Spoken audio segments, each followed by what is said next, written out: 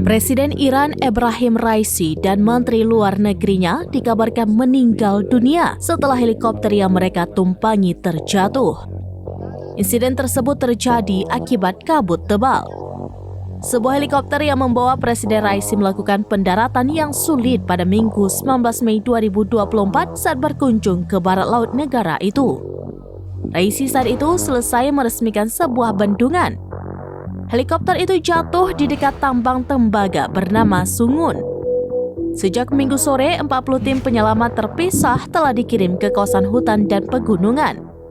Cuaca buruk membuat wilayah tersebut hanya dapat diakses oleh tim darat karena pendekatan udara tidak dapat dilakukan.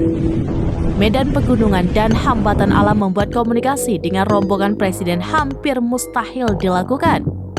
Dari video yang diperoleh, helikopter tersebut dalam kondisi terbakar.